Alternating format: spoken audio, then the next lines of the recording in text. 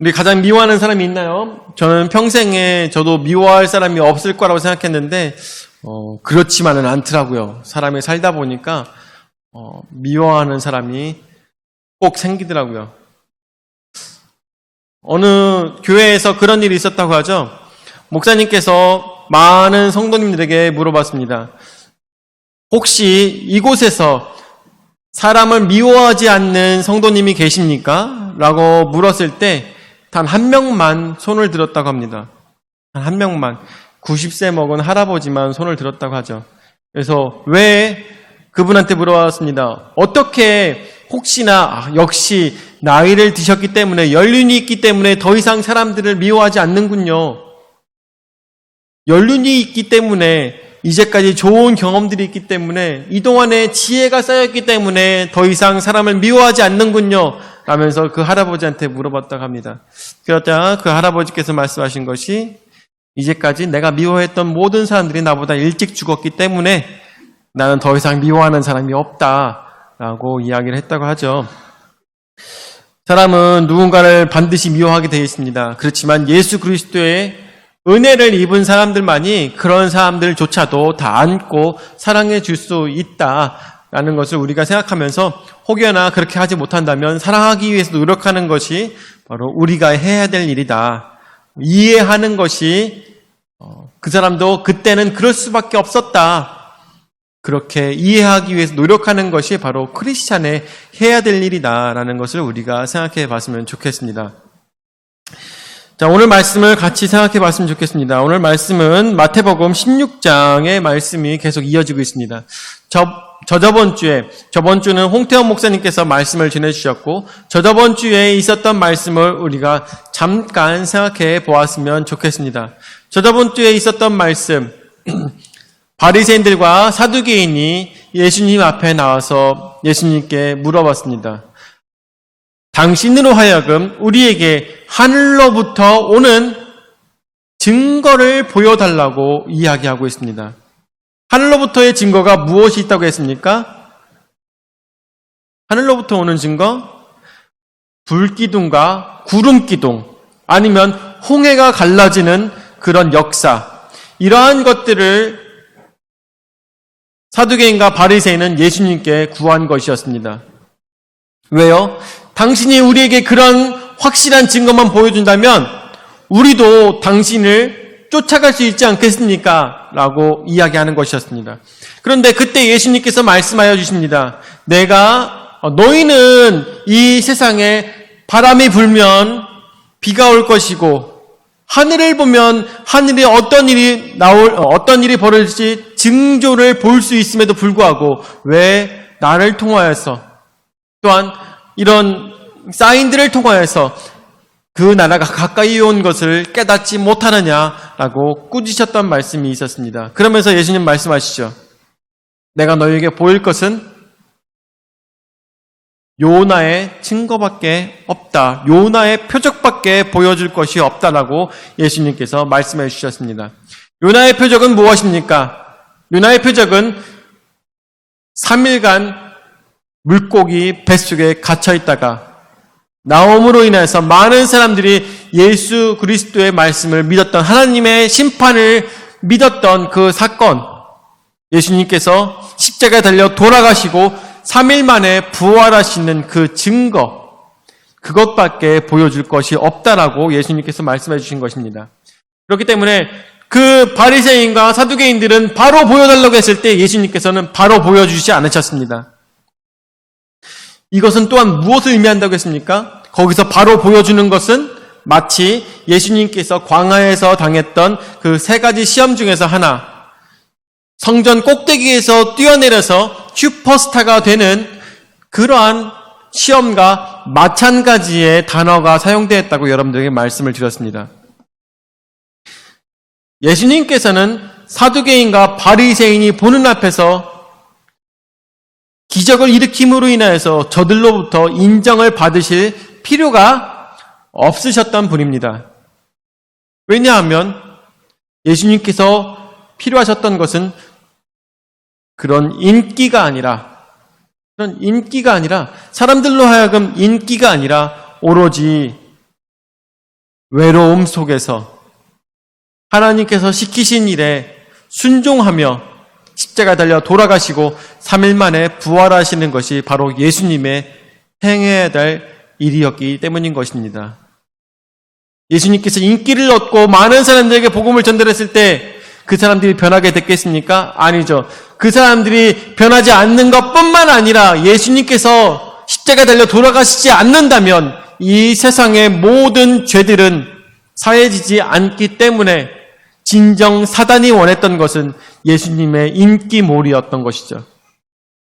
그런 것을 생각했을 때 사단은 얼마나 교묘하게 예수님을 공략하고 있는가, 예수님의 정말 인간다움을 집중적으로 공격하고 있는 것을 우리가 말씀을 통해서 볼 수가 있었습니다. 자, 그러므로 인하여서 오늘 바리새인과 누룩이라고 제목을 정하였습니다. 사실 바리새인과 누룩이라고 적었지만 진짜 적어야 될 제목은 바리새인과 사두개인의 누룩입니다. 바리새인과 사두개인의 누룩, 그렇게 생각하시면서 말씀을 보았으면 좋겠습니다. 자, 첫 번째로 제자들이 이야기합니다. 떡을 가져오지 아니하였도다 라고 이야기하고 있습니다. 떡을 가져오지 아니하였다. 자, 5절 말씀에 보니까 제자들이 건너편으로 갈새 떡 가져가기를 잊었더니 라고 했습니다. 예수님께서 그렇게 요나의 표적을 말씀하시고 난 다음에 제자들이 길을 가다가 건너편으로 가서 그곳에서 생각난 거죠. 다른 동네에 가서 그곳에서 생각난 것입니다. 아이고, 우리가 먹을 떡이 없다. 우리가 떡을 가져온 것이 없네. 우리가 빵을 가져온 게 없네. 우리가 식사를 준비하지 않았구나 라고 그때 제자들이 서로 수군대고 있었던 것입니다. 그때 6절 말씀에 보니까 예수께서 이르시되 삼가 바리새인과 사두개인들의 누룩을 주의하라 하시니 라고 했습니다. 제자들이 떡에 대해서 이야기하고 있을 때 예수님께서 갑자기 바리새인과 사두개인의 누룩을 조심하라고 말씀하신 것입니다. 그때 제자들이 그 이야기를 듣고 아이고, 예수님께서 화가 나셨구나. 떡을 가져오지 않은 것 때문에 예수님께서 화가 나셨구나. 왜 바리새인과 사두개인의 누룩을 조심하라고 갑자기 말씀하실까? 그런 얘기를 하는 것입니다.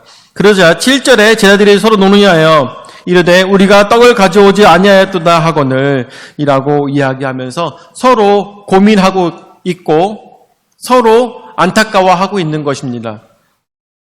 여기에는 굉장히 중요한 말씀이 담겨 있죠. 이 짧은 말씀 속에서 우리가 생각해 봐야 될 것이 있습니다. 정말 우리 어른들은 그곳에서 예수님께서 이렇게 말씀하실 때 무슨 생각을 하냐면 아이고, 먹을 걸 안 갖고 왔네. 아유, 노잣돈을 안 갖고 왔네.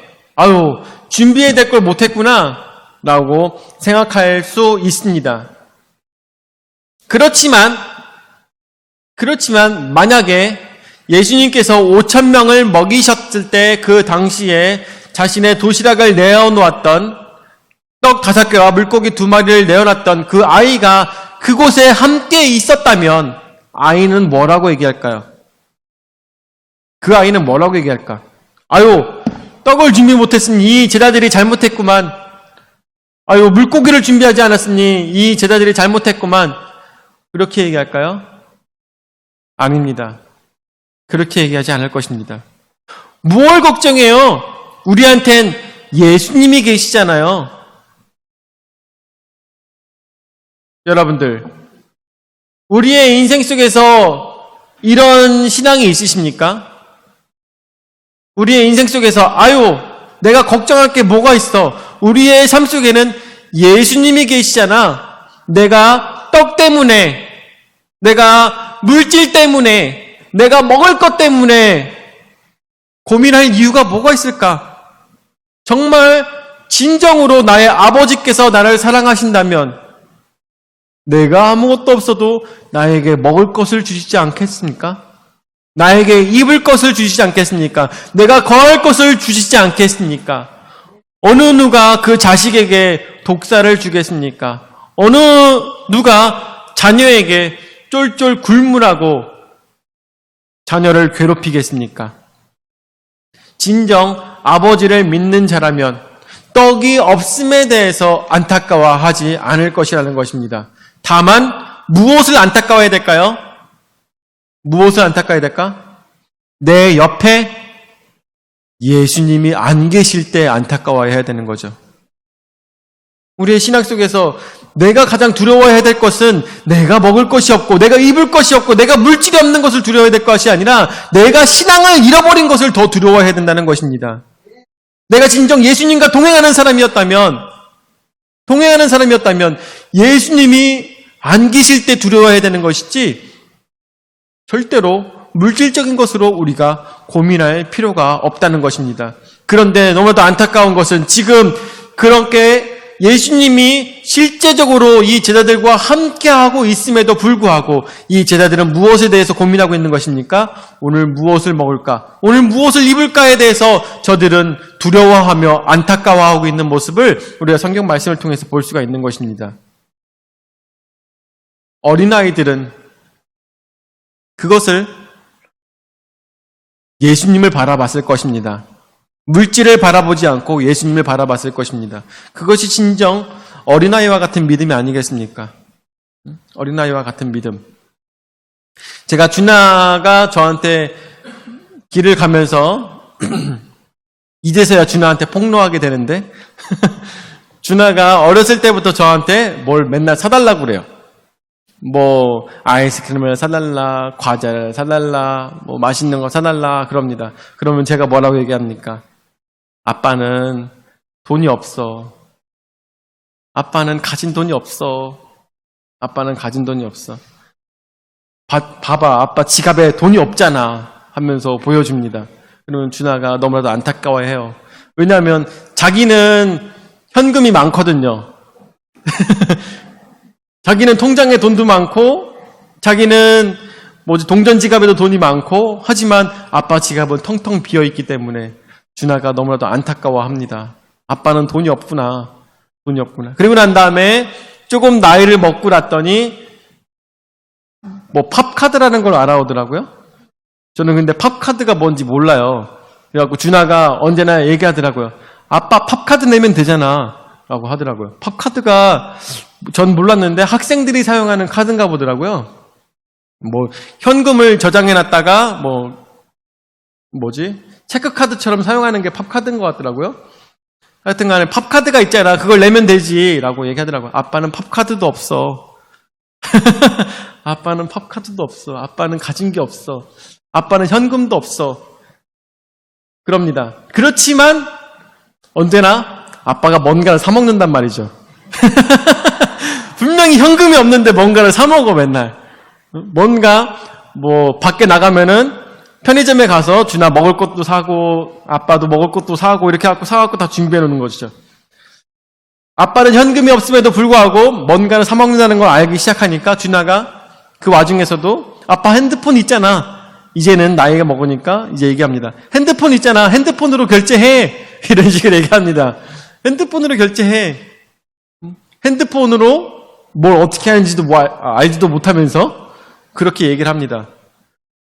어때요? 부모에 대한 신뢰가 가득하면 어떻습니까? 저도 어렸을 때는 우리 원로 목사님과 사모님이 한 달에 5만 원 받으시면서 생활하실 때도 저희 어머니 아버지는 돈이 엄청 많은 줄 알았어요. 그래서 어렸을 때 과자 같은 거 막 사달라고 떼를 쓰고 막 그랬습니다. 그래서 어렸을 때 뭔가 사 먹고 싶었어요. 그래서 지금 원로 사모님 계시지만 엄마 이것 좀 사줘 막 하면서 계속 쫄랐습니다. 계속 쫄랐어요. 그때가 그게 200원짜리였어요. 200원짜리 과자인가 장난감이었나 하여튼 그걸 사달라고 떼를 썼습니다. 그런데 그러다가 어머니께서 안 되겠는지 저를 데려다가 그 현관 앞에서 엄청 때리셨어요. 엄청 때리셨어요. 근데 그렇게 맞을 때 너무나도 안타까운 것은 제 주머니 속에 장난감이 하나 들어있었어요. 그래서 그 주머니에 있는 장난감에 맞을 때마다 거기가 너무너무 아픈 거예요. 인형 같은 게 들었는데 그 인형이 제 엉덩이를 콕콕 찔렀어요. 너무 힘들었어요. 너무 아팠어요. 그래서 막 울면서 다시는 안 그러겠다고, 다시는 사달라고 안 하겠다고 얘기했습니다. 그럴 때 어머니께서 저를 안아주시면서 어머니께서도 우셨어요. 왜 그랬을까요? 진짜 없었기 때문이죠. 진짜 가진 게 없었기 때문에. 그런데 자녀들은 어떻게 합니까? 그런 거 생각 안 하는 거죠. 부모님이 자신을 사랑한다는 것을 알기 때문에 부모님께 계속 요구하는 것, 그것이 자녀 아니겠습니까? 있든지 없든지. 부모는 없어도 해주고 싶고 있으면 더 해주고 싶은 게 부모인데 어린아이는 그것을 알지 못하죠. 그래서 그 당시에는 저는 어머니께 그때는 엄마라고 불렀지만 엄마한테 엄청나게 달라고 얘기했던 그 기억이 지금도 있습니다. 부모는 없어도 해주고 싶어요. 그런데 여러분들, 하나님께서는 어떠세요? 하나님께서는 없으신 분이 아니에요. 그쵸? 없으신 분이 아니에요. 여러분들 헌금 밖에서 얘기합니다. 사람들이 교회 가면 헌금 내야 돼. 교회 가면 헌금 내야 돼 얘기합니다. 근데 여러분들 정확하게 말씀드릴게요. 여러분들 다들 아시다시피 헌금 안 해도 상관없습니다. 헌금 안 해도 상관없어요. 왜요? 하나님께서는 모든 것들을 가지신 분이세요. 우리가 1,000원, 2,000원, 1,000,000원, 1억, 10억을 낸다 하더라도 그것이 중요한 게 아니에요, 여러분들. 하나님께서 모든 것을 가지신 분이시고 교회가 여러분들의 헌금으로 운영이 되긴 하지만 여러분들이 헌금을 내지 않으셔도 이 교회는 변화가 없어요. 왜냐하면 이 교회는 우리의 것이 아니라 누구의 것? 하나님께서 이끌어 가시는 곳이기 때문입니다. 우리는 먹을 떡을 가지고 우리가 입을 것을 가지고 고민할 필요가 없는 것입니다. 우리의 아버지 되시는 하나님께서는 모든 것을 가지신 분이시고 우리로 하여금 얼마나 우리가 하나님을 사랑하는지를 보고 계시는 분이 바로 하나님이라는 것을 우리는 깨달아 알아야 될 것입니다. 만약에 준하가 맛있는 과자를 갖고 있어요. 과자를 갖고 있을 때 우석이가 가까이 가서 얘기합니다. 나 그거 하나 줘. 우석이가 가까이 가서 준하한테 얘기했을 때 정말 우석이는 그것이 먹고 싶어서 그렇게 불렀겠습니까? 아니죠. 그것이 아니라 먹고 싶을 수도 있겠지만 사실은 그거보다 준하가 얼마나 말을 더 잘 듣는가를 보고 싶은 것이죠. 하나님도 마찬가지입니다. 하나님께 우리가 예물을 드린다는 것도 하나님을 얼마나 예물보다 사랑하는지를 보시는 것이지 예물 때문에 하나님께서 살아가시는 것이 아니에요. 여러분들, 하나님은 거지가 아닙니다. 그것을 확실하게 깨달아시면 더욱더 성숙한 신앙이 될 거라고 믿습니다. 자, 그래서 예수님께서 말씀하십니다. 두 번째, 왜 떡으로 의논하느냐라고 말씀하십니다. 그래서 8절 말씀에 예수께서 아시고 이르시되 믿음이 작은 자들아 어찌 떡이 없으므로 서로 의논하느냐. 9절 말씀에 너희가 아직도 깨닫지 못하느냐. 떡 5개로 5,000명을 먹이고 주운 것이 몇 바구니며 떡 7개로 4,000명을 먹이고 주운 것이 몇 광주렸는지를 기억하지 못하느냐. 11절에 어찌 내 말한 것이 떡에 관함이 아닌 줄을 깨닫지 못하느냐. 오직 바리새인과 사두개인의 누룩을 주의해라 하시니라고 말씀하고 계십니다. 그 전까지 어떤 사건들이 있었습니까? 예수님께서 떡 5개와 물고기 2마리로 5,000명 이상의 사람들을 예수님께서 먹이셨습니다. 그리고 난 다음에도 광주리가 남았습니다.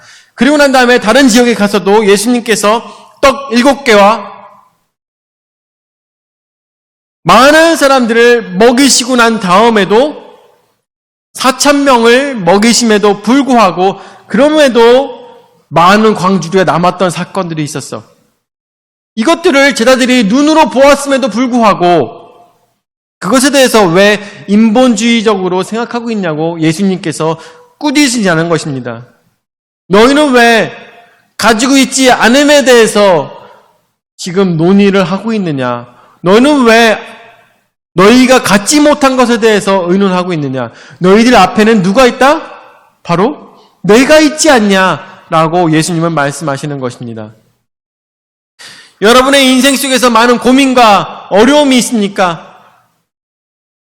여러분의 능력의 밖의 일들이 있으니까 이 모든 것들에 대해서 고민할 필요가 없다는 것이죠. 왜냐하면 예수님이 나와 함께 하시기 때문인 것입니다. 오로지 믿음이 없는 자들은 어떤 자들과 마찬가지입니까? 믿음이 없는 자들은 예수님과 동행하지 못하기 때문인 것이죠. 그 당시에 예수님이 함께 계셨음에도 불구하고 돈을 계산하고 있었던 가룟 유다와 같은 믿음을 우리가 가진지도 모른다는 것을 우리가 생각해 봐야 될 것입니다. 진정 믿음이 있는 자는 누구를 바라보는 것입니까? 내 주머니를 바라보는 자가 아니라 내가 가진 물질에 대해서 고민하는 자가 아니라 오늘 교회 사람들을 만나면서 주식에 대해서 고민하는 자가 아니라 오늘 교회에 있는 자들을 만나면서 비트코인에 대해서 고민하는 자들이 아니라 바로 하나님이 우리와 함께 하시며 그분이 오늘 우리와 또한 이번 주 동안에 나에게 어떠한 은혜를 허락하여 주셨는지 이 얘기를 나누는 사람들이 진정한 신앙인의 모습이라는 것을 우리는 생각해 봐야 될 것입니다.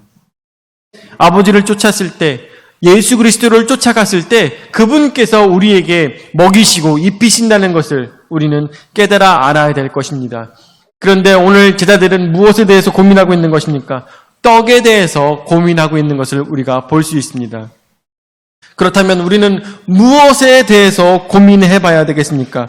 예수님께서 말씀하십니다. 세 번째, 누룩을 조심하라고 말씀하고 계시는 것입니다. 바로 11절의 말씀에 나오는 것처럼 11절의 말씀 나오는 것처럼 어찌 내 말한 것이 떡에 관함이 아닌 줄을 깨닫지 못하느냐 오직 바리새인과 사두개인의 누룩을 주의하라 하시니 12절 말씀에 그제서야 제자들이 떡의 누룩이 아니요 바리새인과 사두개인들의 교훈을 삼가라고 말씀하신 줄을 깨달으니라 라고 했습니다. 11절의 말씀에 나오고 있는 여러분들 바리새인들은 어떤 사람들이냐면 지배권 중에서 중간쯤 되는 사람들이 바리새인들이었습니다. 이 사람들은 성경을 공부하고 율법을 공부함으로 인해서 많은 사람들에게 율법을 가르치는 랍비와 같은 역할을 했던 사람들이 바로 바리새인들이었습니다. 바리새인들이 공부를 열심히 한 것도 너무나 좋고 또한 말씀대로 살아가기 위해서 이사야서 말씀을 가지고 언제나 외우며 그 말씀대로 살기 위해서 노력하는 것은 너무나도 좋지만 예수님 보시기에 부족한 것이 있었던 것입니다. 또한 사두개인들은 어떤 사람이냐? 사두개인은 그 당시에 제사장의 무리, 그 사람들이 바로 제사장을 중심으로 생긴 정치적인 권력을 가진 자들이 바로 사두개인들이었습니다. 사두개인들은 특이한 점이 모세 오경만을 성경으로 보고 그 모세 오경만을 믿음의 중심으로 두었습니다. 그렇기 때문에 부활도 믿지 않았으며 다른 하나님의 능력에 대한 생각도 갖지 않았습니다. 철저히 인본주의적인 생각을 가지고 철저히 계산을 하며 그것으로서만 이 백성들을 이끌어갔던 것이 바로 사두개인들이었습니다. 그들에 대해서, 그들의 가르침에 대해서, 그들의 교훈에 대해서 조심하라고 말씀하고 계십니다. 그것은 무엇을 얘기하느냐? 저들의 가지고 있는 저들의 누룩, 그것은 하나님이 우리에게 떡을 주셨는데 저들은 백성들에게 가르칠 때 그곳에 누룩을 섞어서 더 크고 더 이쁜 모양으로 백성들에게 주었다는 것입니다. 그렇지만 진정 하나님께서 원하신 것은 누룩이 없는 떡을 우리로 하여금 먹기를 원하셨다는 것이죠. 이것은 무엇을 의미하고 있느냐? 진정 이 율법에 의해서인 것은 아니면 모세 오경을 통해서 하나님께서 말씀해 주고 싶으셨던 것은 저들로 하여금 정죄하고 저들을 죄인으로서 몰아가는 것이 아니라 저들로 하여금 살아갈 방법을 우리에게 알려주셨다는 것이죠. 사랑하며 살아가는 방법, 그리고 우리가 인간으로서 살아가는 방법 뿐만 아니라 하나님의 백성으로 살아가는 방법을 하나님의 말씀을 통해서 우리에게 허락해 주셨던 것입니다. 그런데 바리새인들은 그곳에 누룩을 첨가한 것이죠. 그래서 이것을 제대로 따르지 아니하면 너희는 다 죄인이다. 너희는 다 마땅히 벌을 받아야 되는 자들이다. 하나님의 사랑을 쏙 빼놓고 자신들의 권력을 위하여서 그것을 사용했던 자들이 바리사인들과 사두개인이라는 것을 우리는 생각해 보아야 될 것입니다. 진정 예수님께서 우리에게 원하신 것은 무엇입니까? 그 떡은 무엇이었습니까? 그 떡은 우리로 하여금 하나님의 사람으로서 사랑하며 살아가길 원하셨던 하나님의 사랑을 말씀을 통해서 이룩해 주고 싶으셨던 것입니다. 그런데 오히려 그것을 공부하는 사람들, 그것을 백성들에게 가르치는 사람들은 하나님의 사랑은 쏙 빼고 모든 사람들을 죄인으로 만듦으로 인하여서 자신들의 정결함을 사람들에게 자랑하고 싶었던 것이죠. 그렇지만 안타까운 것은 저들도 똑같은 인간인지라 말씀대로 살아가지 못하는 사두개인과 바리새인들이 있었던 것을 우리가 생각해 볼 때 인간은 어쩔 수 없다라는 것을 생각해 봐야 될 것입니다. 직접적으로 생각해 보면 그렇지 않습니까? 진정 하나님의 말씀대로 사랑하는 사랑을 가진 사람들이었다면, 사두개인과 바리새인들도 사랑을 가진 사람들이었다면 예수님을 죽이지 않았을 것입니다. 예수님을 어떻게든 변화시키기 위해서 노력하는 사람들이 되었을 것입니다. 그렇지만 저들은 오히려 싹을 잘라버림으로 인하여서 자신들의 인기를 끝까지 이루어 가기를 원했던 사두개인과 바리새인들의 모습이 있었던 것을 우리는 생각해 봅니다. 오늘 말씀을 마무리 짓도록 하겠습니다. 자, 대지를 띄워주죠.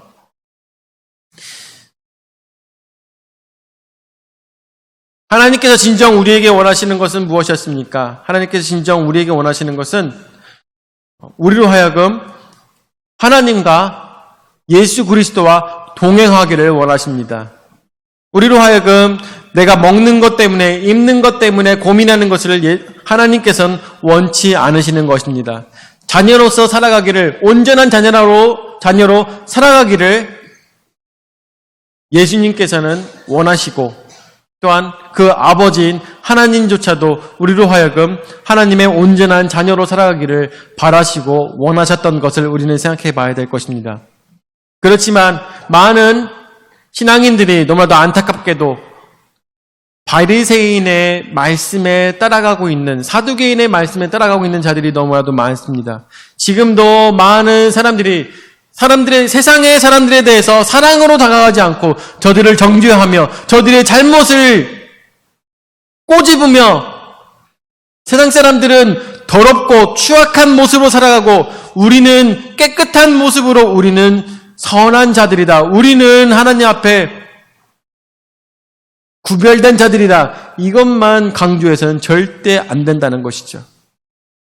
우리도 또한 하나님 앞에 섰을 때는 죄인이며 이 세상의 모든 사람들을 사랑하며 살아가야 될 의무가 있는 사람이라는 것을 우리는 깨달아 알아야 되는 것입니다. 왜요? 왜 그럴까요? 왜? 예수님께서 그렇게 하셨기 때문입니다.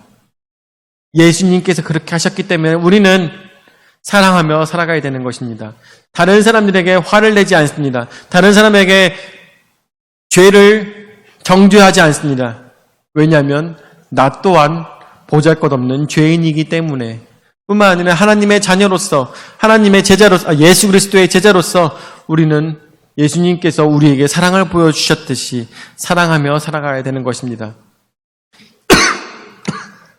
죄송합니다. 그렇기 때문에 우리는 더 이상 바리새인들과 사두개인들이 그렇게 누룩의 가르침으로 교훈으로 다른 사람들에게 부풀린 모양을 보였던 것을 본받지 아니하고 오로지 하나님께서 우리에게 진정 주시고자 하였던 우리에게 사랑의 떡, 진정한 아무런 누룩이 들어있지 않은 그 떡, 사랑하며 살아가라. 아름답게 살아가라. 너희는 서로가 서로를 위해 살아가라. 바로 예수 그리스도의 그 가르침을 따르며 살아가시는 우리 모두가 되시기를 예수 이름으로 축원을 드립니다. 아멘. 사랑의 주님 은혜와 사랑을 감사를 드립니다. 오늘도 저에게 귀한 은혜 말씀 허락하여 주셔서 말씀으로 깨달아 할 수 있도록 인도하여 주심을 감사를 드립니다. 아버지, 세상에 많은 교회들이 지금도 세상을 정죄하며 누룩에 가득 찬 떡을 사람들에게 먹이고 있는 이 안타까운 세상 속에서 진정 저희는 예수 그리스도의 복음을, 예수 그리스도의 사랑을 쫓아갈 수 있는 순결한 제자들이 될 수 있도록 인도하여 주시옵소서. 더 이상 먹을 것으로 고민하지 아니하고 더 이상 세상의 것으로 고민하지 아니하며 오로지 예수님께서 나와 함께 하신다는 것을 깨달아라. 그 말씀 그대로 살기 위해 노력하는, 그 예수님의 사랑을 많은 사람들에게 실천하기 위해서 노력하는 아름다운 신앙인들이 될 수 있도록 인도하여 주시옵소서. 오늘도 저에게 귀한 은혜의 말씀을 허락하여 주심을 너무나도 감사드렸고 사랑이 많으신 예수님의 이름으로 기도드립니다. 아멘.